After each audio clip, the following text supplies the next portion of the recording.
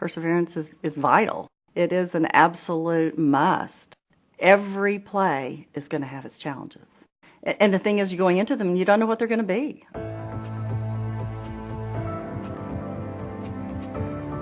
Well, at the time when we first started developing the Cana-Woodford Shale, it was the deepest unconventional shale play, at least in the United States and as far as I know in the world.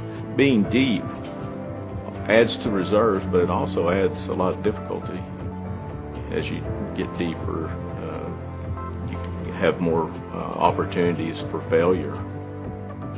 The monetary commitment to drill a well was something in the range of 3 to 4 times what we've been spending in, say, the Woodford in eastern Oklahoma or the Barnett. Being able to quantify where the best spots in the field were was risky as well, because stepping out, again, you're going to spend a huge sum of money to go out and find the limits of the field.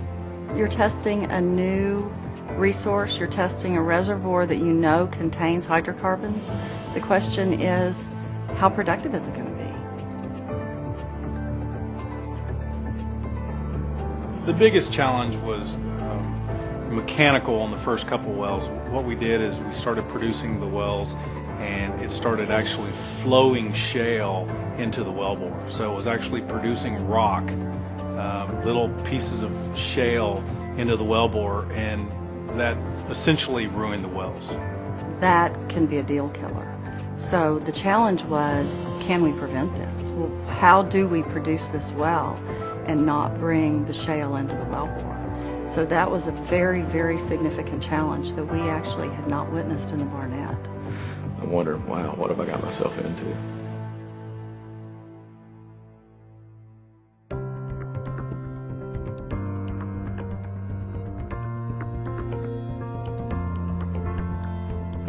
The reservoir engineers put their minds to it.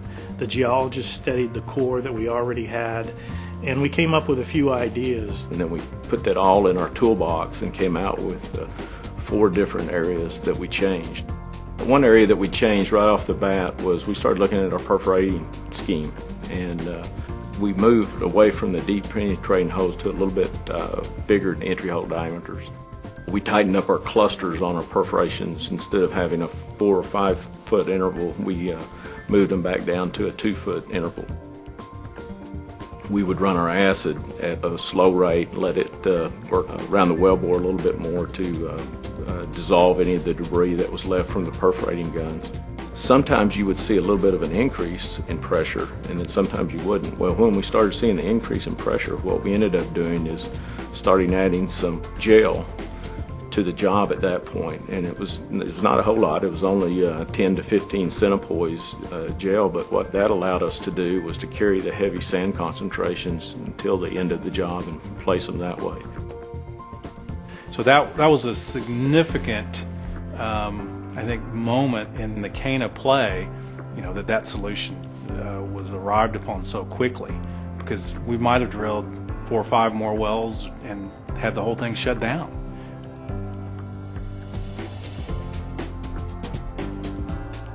Early on, there was a lot of uncertainty in the play, and there was a lot of pressure.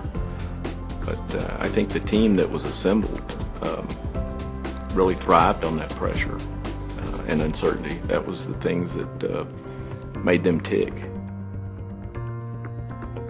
It's just one of those where you get good people in place, and you give them the freedom to, be innovative, and you have great results. And that's what happened at Cana. Cana is a wonderful foundation for the company, and the fact that it's here in Oklahoma makes it even more special. It's just down the street. We tour it all the time. We use it to show what Devon has done, and it's pretty incredible. You talk to people outside of the company, and you show Cana. We had some excellent people working on that play, and they wanted to make it a world-class play, and that's what they did. They saw that tremendous upside, and they were willing to take the risk to allow us to go ahead and try to figure this out.